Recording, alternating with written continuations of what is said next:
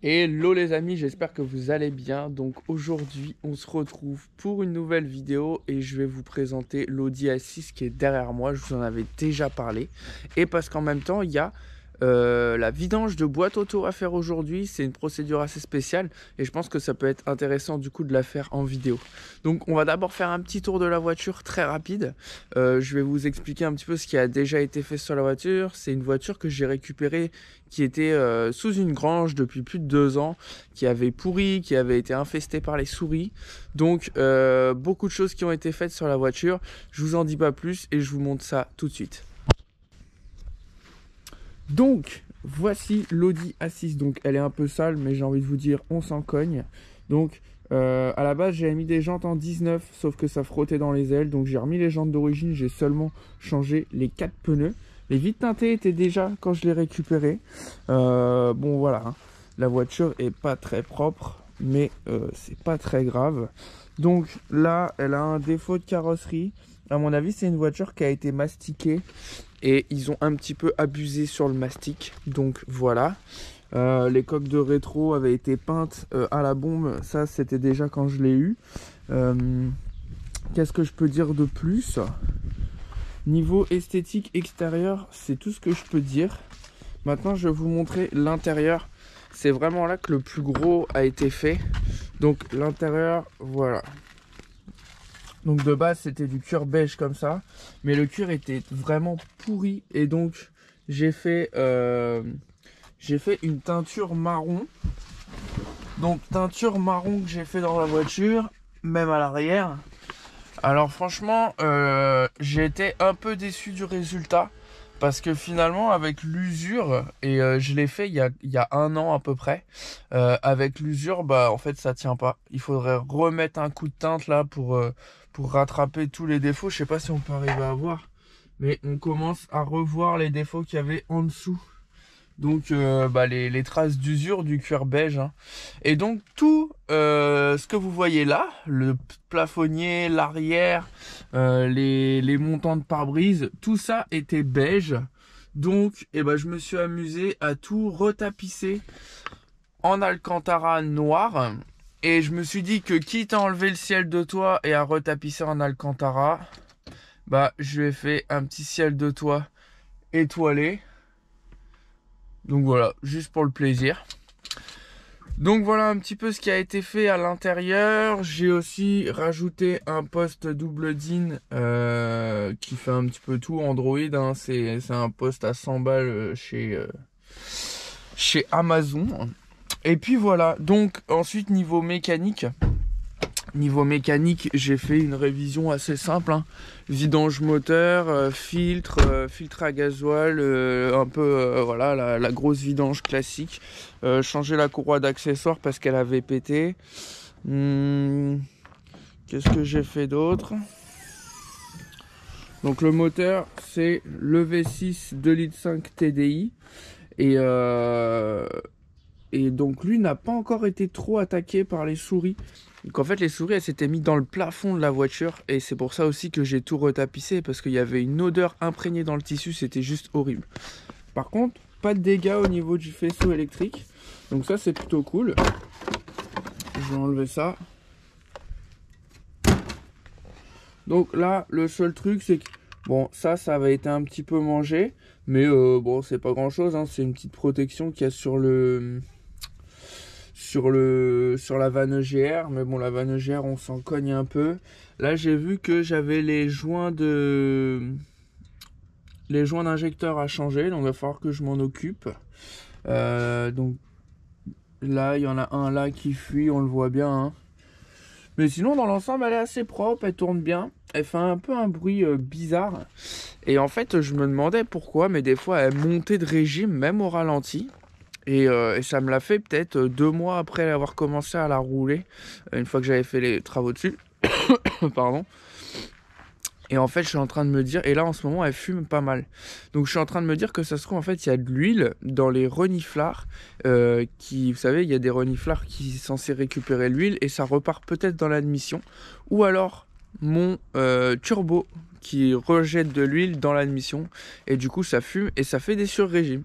Donc il va falloir contrôler tout ça. Mais là aujourd'hui on va vraiment s'occuper de la vidange de la boîte auto parce que la boîte plus ça va, plus ça déconne.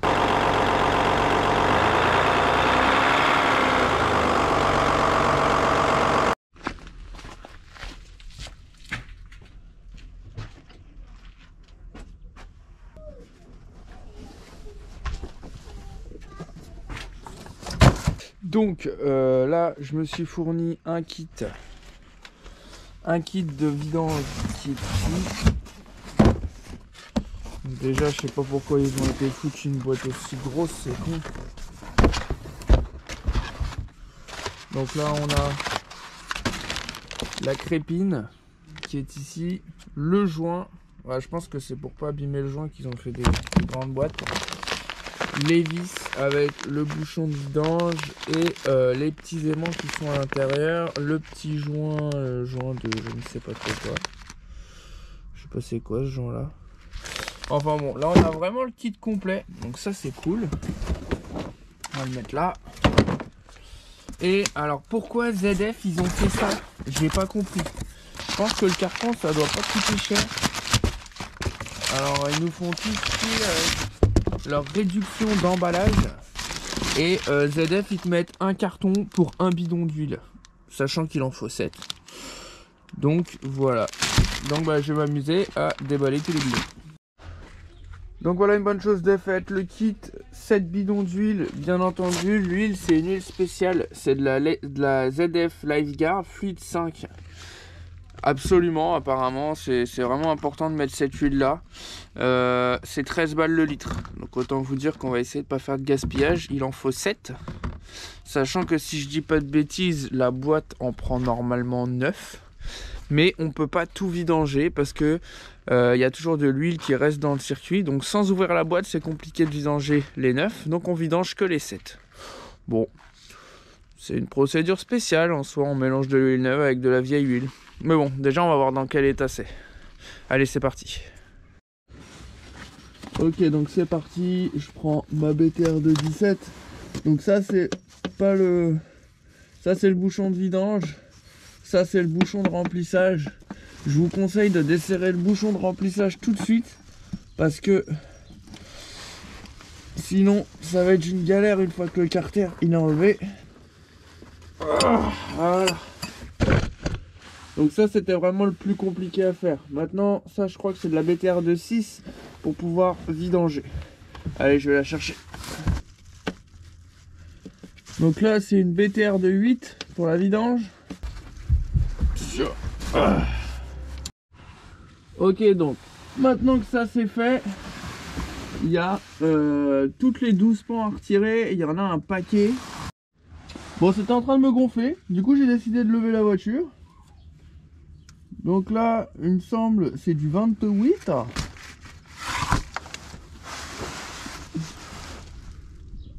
Alors. Non, ça doit être... Ça, c'est du 30 que j'ai pris. En fait, c'est du 27. Alors, le problème, c'est que moi, j'ai que des longues. Et je pense que ça va être un peu chiant à certains endroits. Mais on va faire avec. Tant pis. Il m'aurait fallu en petit embout, je crois pas que j'en ai. La moitié qui sont foirettes. Je vais chercher le marteau.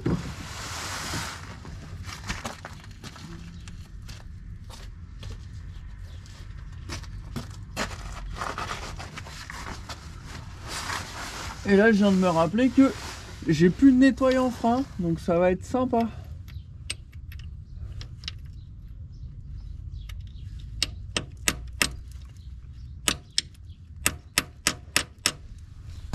Hop.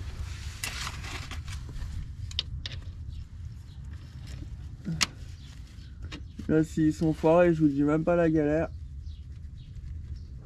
Ah.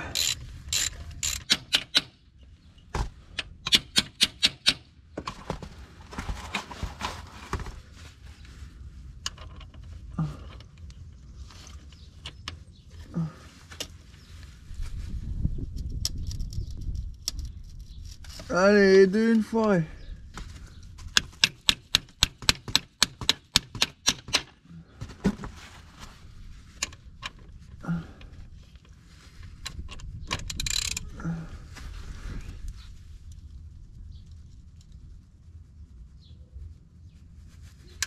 Ah putain. A few moments later. Bon, j'ai enlevé toutes les vis, en tout cas qui voulaient bien partir avec le Torx. Maintenant j'ai les vis foirées, j'en ai à peu près 6. Donc première solution que je vais essayer, ça va être le porte-embout avec un petit embout. Bon, je suis passé sur l'iPhone, la GoPro avait plus de batterie, donc désolé si c'est mal cadré ou quoi. Et donc je disais que j'ai 6 vis qui sont foirées. Donc ce que je vais faire, c'est que je vais essayer de les enlever avec un petit embout plat et un petit cliquet. Du coup, je vais pas pouvoir filmer sous la voiture, ça va être compliqué avec le téléphone. Donc je fais ça et je vous dis si ça a fonctionné ou pas. Donc aujourd'hui on est mardi et finalement dimanche j'ai un petit peu abandonné parce que les vis ou le format Torx étaient foirés. Bah j'ai pas réussi à les avoir. Donc ce que j'ai fait, c'est que j'ai fait une petite commande sur Amazon et j'ai acheté des extracteurs de vis Torx. Donc c'est du Torx mais avec alors je sais pas si ça focus, mais avec un espèce de pas de vis. Et du coup ça permet d'extraire les vis. Donc on va voir si ça fonctionne. Et si ça fonctionne pas, bah il restera plus 36 solutions. Hein. On verra comment on fait. Soit il faudra que j'achète un gros tournevis plat et que je fasse une entaille à la meuleuse avec un tournevis où je peux mettre une clé pour forcer. Là je vais essayer de les chauffer un peu avant d'essayer de les sortir. Et de les choquer aussi en même temps avant de mettre l'extracteur. Normalement je devrais arriver à les avoir. Il en reste 6 qui sont coincés. Donc voilà, là c'est l'objectif. Comme ça on va pouvoir sortir le carter, changer la crépine, nettoyer. Et puis heureusement bah, du coup que sur le kit que j'ai pris il y a un jeu de vis neuve. Donc voilà, on se retrouve tout de suite sous la voiture. Bon, je vous ai pas tout filmé, toute l'épopée que je viens de passer. Les extracteurs que j'ai achetés, ça a servi à rien. J'ai essayé de mettre un coup de meuleuse pour faire une entaille avec un gros tournevis tourné, impossible. La dernière solution que j'ai trouvée, c'est percer pour faire sauter les têtes, descendre le carter. Et maintenant, il faut que j'arrive à enlever la partie de la vis qui reste dedans. La cause à tout ça, j'ai trouvé où était le problème, pourquoi les vis ne voulaient pas sortir. Bah, ils ont juste eu la bonne idée de mettre du frein filet sur les vis de carter. Voilà, merci, on repassera. Donc, maintenant que c'est fait, on va enfin pouvoir changer cette crépine. Il faut que j'arrive encore à retirer les filetage des 6 vis qui étaient foirés. Et ensuite, on pourra remonter et ensuite forcément remettre de l'huile. Donc bah, de toute façon je vais essayer de mettre de la lumière et de vous filmer tout ça pour que vous voyez un petit peu comment ça se passe. Bon du coup je vais vous montrer. Alors là je suis passé sur l'iPhone pour le flash. Donc ça se présente comme ça. Là ici on a la crépine qu'on va changer. Donc ça en fait c'est le filtre. À faire attention, il y a un joint à l'intérieur. Ensuite il va falloir que j'arrive à enlever donc les vis que j'ai percées. Je pense que je vais percer plus petit et après on va voir comment on fait. Et puis bah voilà hein. Et là on va vérifier qu'il n'y ait pas trop de limaille dans la boîte, dans le carter de boîte du coup.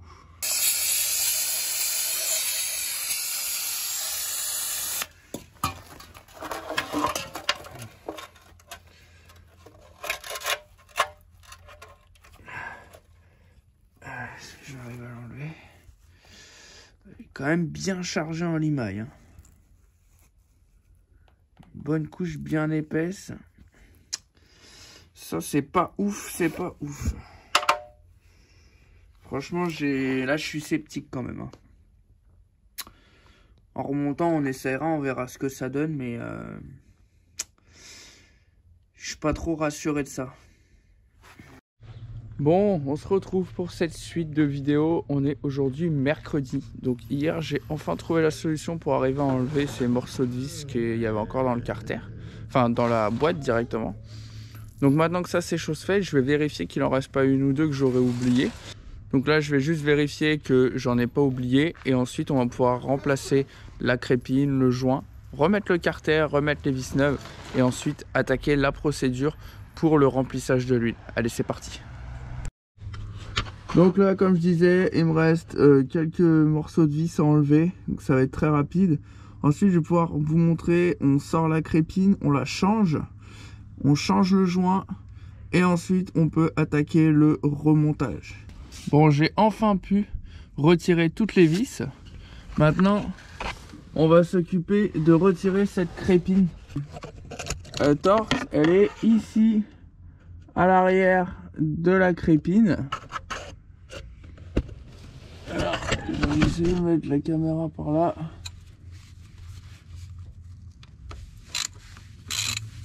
Ok.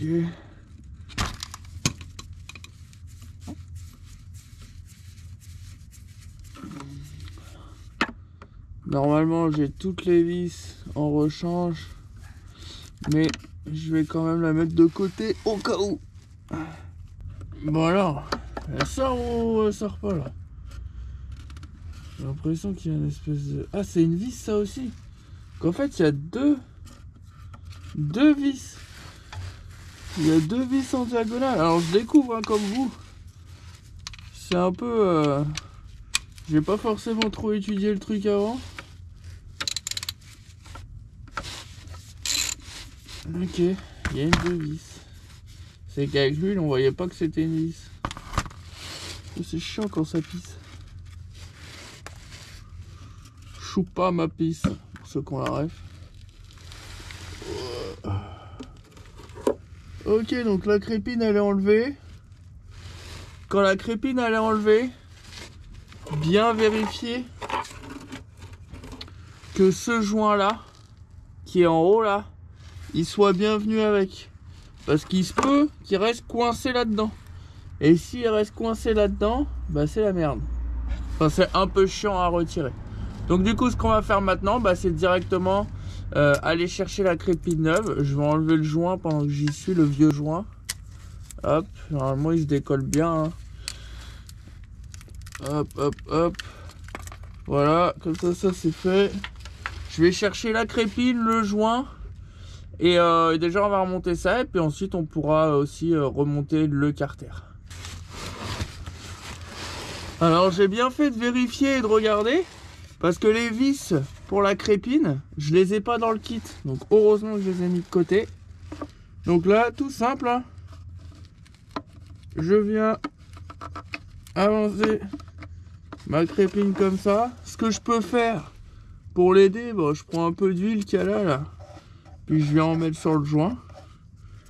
Hein, on prend l'huile où il y en a. Hein, sur le carton, on s'en fout. C'est juste pour que ça glisse un peu mieux. Et on vient la mettre dans son emplacement. Allez, tu rentres, salope. Vous savez même pas comment je rêve de m'acheter un pont élévateur.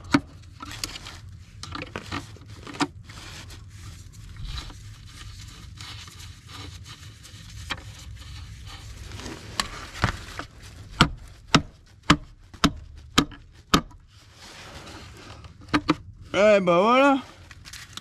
Putain. Salaud.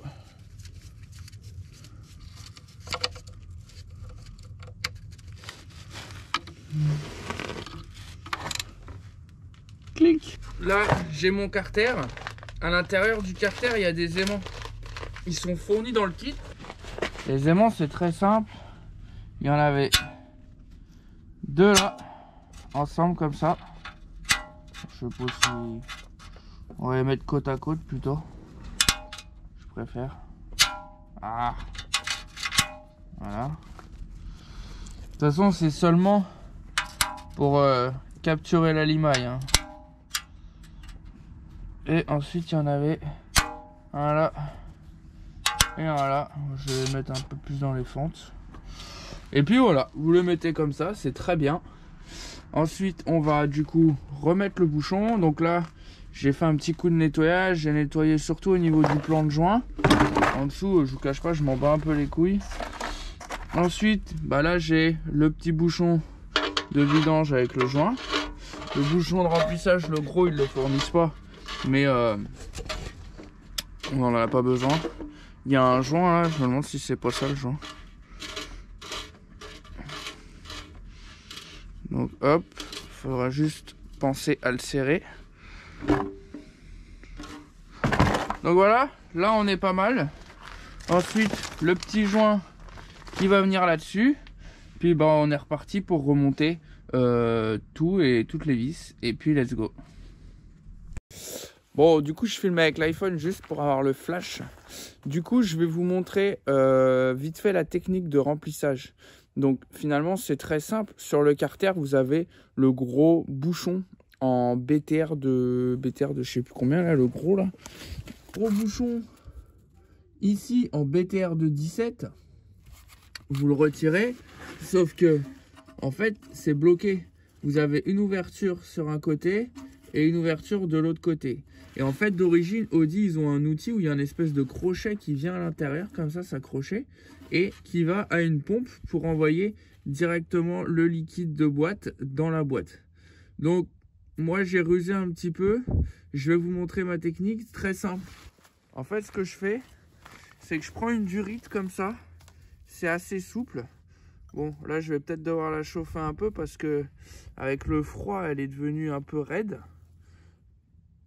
Mais donc je vais la rentrer dans le trou et ensuite je vais la brancher à ma seringue. Sauf que là la seringue il y en a pour 15 ans. Donc je vais ouvrir la seringue et je vais la suspendre comme une perfusion.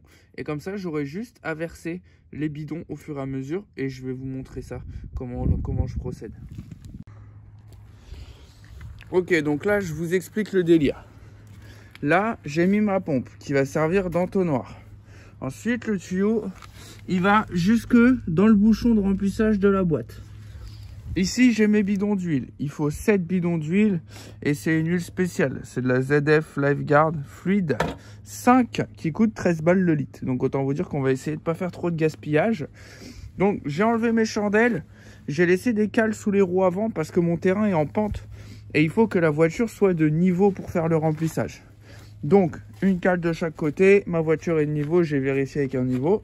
Maintenant il reste plus qu'à faire le premier remplissage. Donc, en fait, ça va pas être compliqué. On va faire un premier remplissage jusqu'à que ça déborde par le bouchon de remplissage. Dès que ça déborde, on arrête d'en mettre. Donc, au début, il faut y aller mollo. Ensuite, il va falloir que je mette un coup de valise. Donc, avec VCDS, je vais effacer les défauts de boîte qu'il y a sur le calculateur. Je vais démarrer la voiture. Je vais laisser tourner. Il faut que le carter soit entre 35 et 45 degrés. Donc, moi, je vais toucher à la main. Dès que je sens que c'est à peu près tiède, presque chaud, là on commence à remettre de l'huile. Donc on remet de l'huile, on remet de l'huile, on remet de l'huile jusqu'à que ça déborde. Ensuite on appuie sur le frein, on fait passer tous les rapports sans faire bouger la voiture et ensuite on refait le niveau d'huile et normalement c'est bon et on devrait arriver à mettre quasiment les 7 litres. Donc bah écoutez, c'est parti et puis bah let's go, c'est parti pour faire le remplissage. Bon là maintenant mon souci c'est qu'il fait tellement froid que bah ça galère un peu à descendre. Regardez, je vous mens pas qu'il fait froid. Même l'eau elle gèle tellement il caille. Bon bah on continue, hein, on met des bidons jusqu'à que ça coule.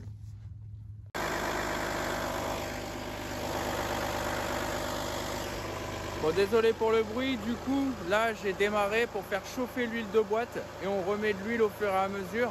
Ensuite je vais faire la manipulation. Mais là avant tout,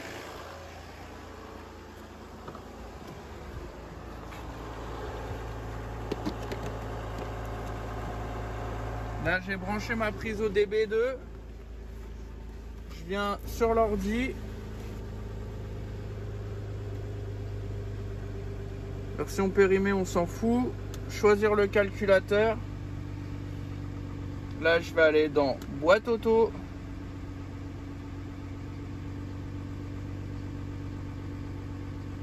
Là, il recherche le calculateur de boîte. Qui se trouve d'ailleurs, pour ceux qui ne savent pas, sous la moquette côté passager, à l'avant. Je vais dans code défaut. Effacer les codes défauts. Oui, je suis sûr d'effacer les codes défauts. Voilà. Retour. Je ne pense pas pouvoir voir La température de boîte, ça aurait été bien. Mais transmission fluide, température 4 degrés. Mais est-ce que c'est la température du pont ou de la boîte? Bon, je pense que ça doit être transmission fluide. Normalement, c'est la boîte. Hein.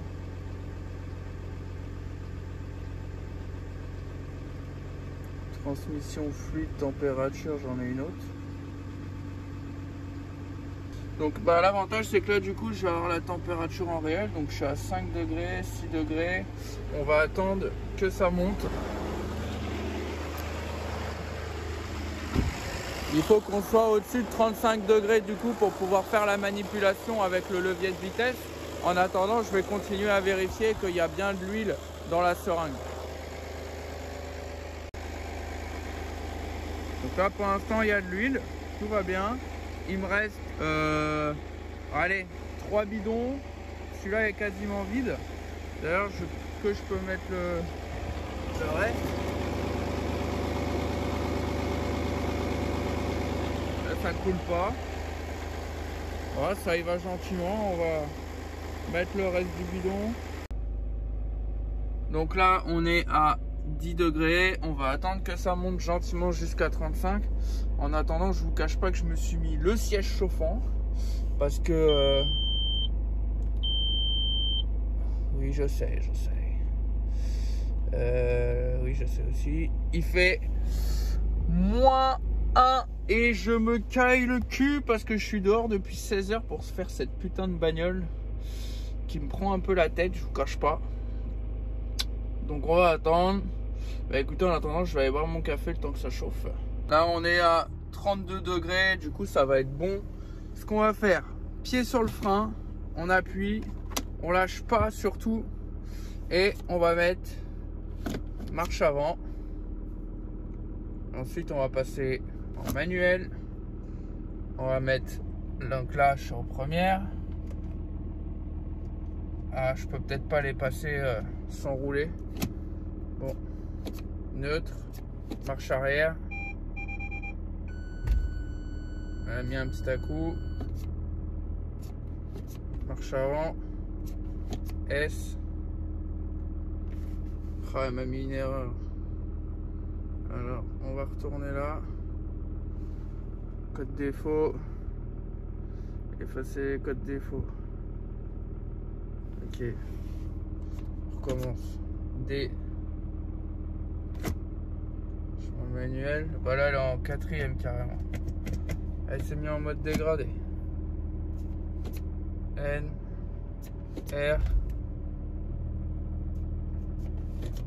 P. Elle se tape des tripes. Retour, on retourne dans les codes défauts. On efface les codes. Oui. Là, on est là. R. Donc bah pour finir cette vidéo, malheureusement j'ai pas pu filmer pendant l'essai parce que dans le noir et tout c'était un peu galère. Et alors je vais m'allumer une petite clope vite fait.